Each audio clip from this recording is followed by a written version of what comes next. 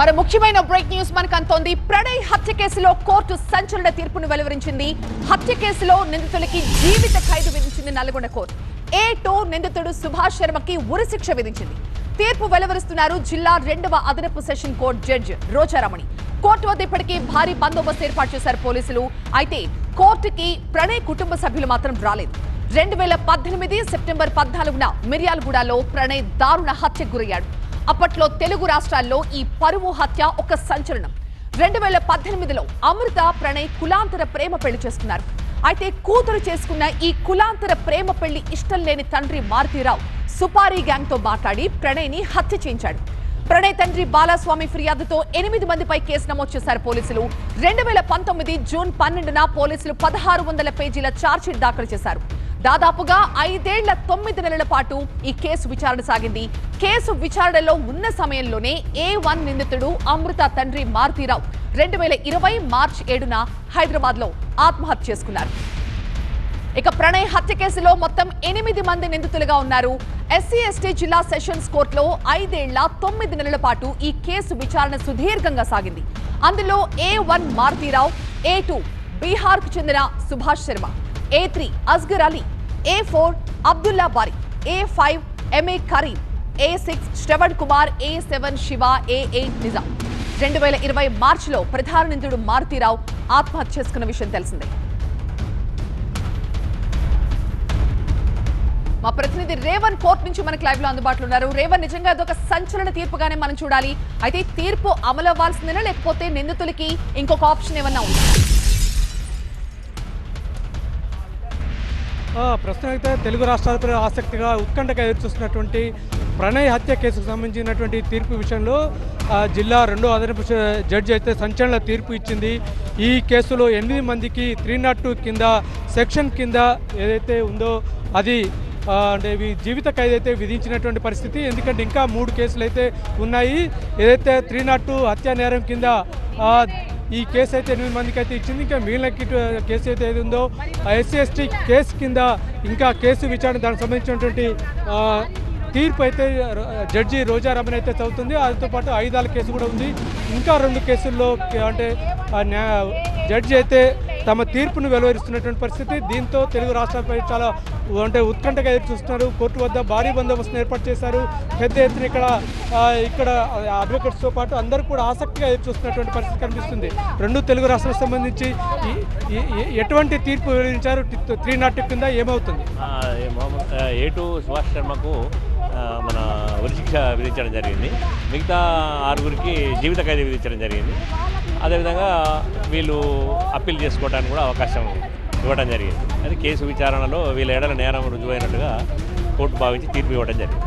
అంటే ఇంకా మొత్తం 3 కేసులు 302 కేసుతో పాటు SC/ST అట్రాసిటీ కేసు, మరోపాటు ఆర్మ్స్ యాక్ట్ కూడా ఉంది. ఈ 3 కేసులకు సంబంధించి 302 కేసు ఒకటే బయటకు వచ్చిందా, వెలువరించిందా? మిగతా కేసుల్లో జడ్జిమెంట్ ఎలా ఉంటుంది? అన్ని తీర్పుల్లో కూడా అన్ని నేరాలు కూడా ఈ యొక్క తీర్పును ఇవ్వడం జరిగింది. కొంతమంది మీద కొన్ని నేరాలు రుజువని, కొంతమంది మీద కాలేదు. టోటల్ను అయితే A2కు మాత్రం మన డెత్ పెనాల్టీ, మిగతా వాళ్ళకి లైఫ్ ఇంప్రిజన్మెంట్ ఇవ్వడం జరిగింది. మొత్తం మీద కోర్టు తీర్పు పట్ల సర్వత్రగా ఆసక్తిగా ఎదురుచూస్తున్నటువంటి కొంతమంది ఉన్నారు. చాలామంది కూడా ఆసక్తిగా ఎదురుచూస్తున్నటువంటి పరిస్థితి రాష్ట్రంలో పెద్ద ఎత్తున సంచలనంగా మారింది. ఎందుకంటే కులాంతర ప్రేమ వివాహం జరగడంతో ఎవరైతే అమృత తండ్రి మారుతీరావు సుపారీ గ్యాంగ్తో ఈ హత్య చేయించాడు. దీంతో పోలీసులు కూడా అన్ని విధాలు కూడా సైంటిఫిక్ ఎవిడెన్స్తో పాటు ఛార్జ్షీట్ దాఖలు చేస్తారు. దీంతో పాటు మనకు అడ్వకేట్ ఉన్నారు. చెప్పండి, ఎట్లా వస్తారు ఈ తీర్పును, ఎట్లా ఏ రకంగా ఉంది?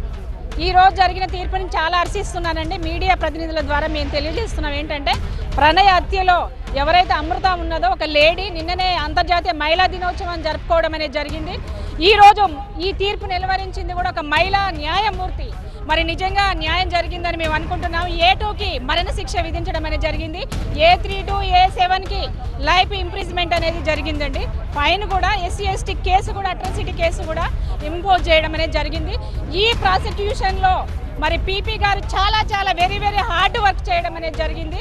మరి దానికి సపోర్టుగా ప్రణయ్ హత్యలో భార్య అయిన అమృత కూడా తన ఫైటింగ్ని ఎక్కడా కూడా ఆపలేదు.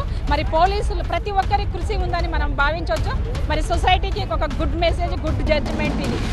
చెప్పండి, అంటే రెండో నిందితుడు ఎవరైతే ఉన్నారో సుభాష్ శర్మకి అయితే ఉరిశిక్ష విధించారు. ఇది అతనికి పైకోర్టుకు వెళ్ళే అవకాశం ఉంటుందా, ఎట్లా ఉంటుంది? దానికి అప్పీల్ పోవడానికి ఉంటుంది. మొత్తంగా ఈ తీర్పులో ఈరోజు ఒక ఆశాజనకం అయితే కనిపించింది.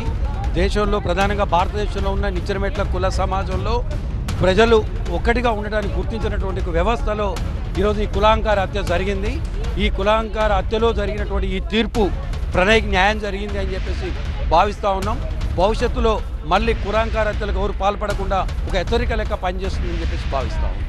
మీరు ఎవరైతే A2కు సుభాష్ శర్మకి అయితే ఉరిశిక్ష విధించడం జరిగింది, మిగిలినటువంటి నిందితులకు మాత్రం జీవిత ఖైదు విధించడం పట్ల ఇటు న్యాయవాదులు కూడా హర్షం కూడా వ్యక్తం చేస్తున్నారు. ఎందుకంటే రాష్ట్రంలోనే సంచలనంగా మారింది. కేవలం ఈ ఎవరైతే 8 మంది నిందితులు ఉన్నారో వారి మీద పోలీసులు 302 సెక్షన్తో పాటు SC/ST atrocity case, arms act కూడా నమోదు చేశారు. కానీ ఈరోజు నల్గొండ జిల్లా 2వ అదనపు సెషన్ జడ్జి రోజారామని అయితే ఒక సంచలనమైనటువంటి తీర్పు ఇచ్చిందని చెప్పుకోవచ్చు. ఇందులో ఈ కేసులో 2వ నిందితుడిగా ఉన్నటువంటి సుభాష్ శర్మకి అయితే ఉరిశిక్ష వేశారు.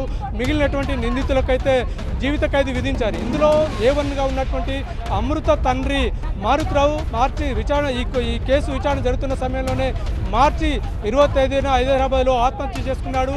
దీంతో దాదాపు 5 ఏళ్ల 9 నెలల పాటు ఈ విచారణ అయితే సాగింది. దీనికి సంబంధించి కూడా తీర్పు ఎలా ఉంటుందనే సంచలనం కూడా ఆసక్తి చూస్తున్నారు. పెద్ద ఎత్తున చాలామంది కూడా ఈ నల్గొండ కోర్టు సమీపానికి వచ్చి కూడా జనం కూడా చాలామంది కూడా ఆసక్తిగా చూస్తున్న సమయంలో ఈ సంచలనమైనటువంటి తీర్పు వచ్చింది. ఇటు న్యాయవాదులు కానీ ఇటు ప్రజా సంఘాలు కానీ పెద్ద ఎత్తున కూడా ఇక్కడ చేరుకొని ఈ తీర్పుని అయితే స్వాగతిస్తున్నారు. ఎందుకంటే ఆధునిక సమాజంలో కుల హత్యలు, కుల దురహంకార హత్యలు, పరువు హత్యలు జరగకుండా ఈ తీర్పు ఒక సంచలనమైనటువంటి తీర్పుగా ఇటు న్యాయవాదులతో పాటు సామాన్య ప్రజా సంఘాలు కూడా తీర్పును అయితే స్వాగతిస్తున్న నేపథ్యంలో ఇది ఒక తీర్పును సంచలనంగా పేర్కొనవచ్చు.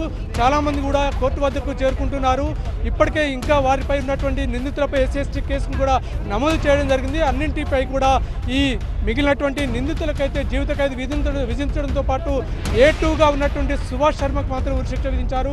వీరందరూ తమ పైకోర్టుకు ఈ కేసుకు సంబంధించి కూడా అప్పీల్ చేసుకునే అవకాశం అయితే కల్పించినటువంటి పరిస్థితి కనిపిస్తుంది. మరొక చాలామంది కూడా ఇక్కడ ఈ న్యాయవాదులు కూడా ఉన్నారు. ఇక్కడ ఉన్నటువంటి పరిస్థితి మొత్తం మీద కేసు అయితే చాలా ఆసక్తికరంగా జరిగింది. పోలీసులు కూడా 1600 పేజీల ఛార్జ్ షీట్ని దాఖలు చేశారంటే చూడవచ్చు. చాలా పోలీసులు క్షుణ్ణంగా ప్రతి అంశాన్ని కూడా సైంటిఫిక్ ఎవిడెన్స్ తోటి అన్నింటిని కూడా ఆధారాలను కూడా కోర్టులో నిరూపించారు. ముఖ్యంగా బాధిత కుటుంబం తరపున ఎవరైతే న్యాయవాది ఉన్నారో దర్శనం నరసింహ ప్రత్యేకంగా దీనికి సంబంధించి కూడా ఒక బలమైనటువంటి వాదనలు వినిపించడంతో ఈ నిందితులకు ఈ శిక్ష పడినట్లుగా తెలుస్తోంది. మొత్తం మీద ఈ తీర్పు ఇలా రావాలని చెప్పి కూడా ప్రణయ్ కుటుంబ సభ్యులైతే కోరుకున్నారు. ఆ కోరుకున్నట్లుగానే A2కి అయితే ఉరిశిక్ష పడింది. కానీ మిగతా నిందితులకు కూడా ఉరిశిక్ష పెడితే బాగుంటుందని కూడా ఈ ప్రణయ్ కుటుంబ సభ్యులతో అందరూ కూడా కోరుకుంటున్నటువంటి పరిస్థితి కనిపిస్తుంది. ఇప్పుడే జడ్జిమెంట్ పూర్తి అయింది. బయటికి ఎవరైతే నిందితులతో పాటు కొంతమంది ఈ కేసులో బాధిత కుటుంబం తరఫున వాదించినటువంటి దర్శన నరసింహ కూడా బయటకు వస్తున్నారు. ఈ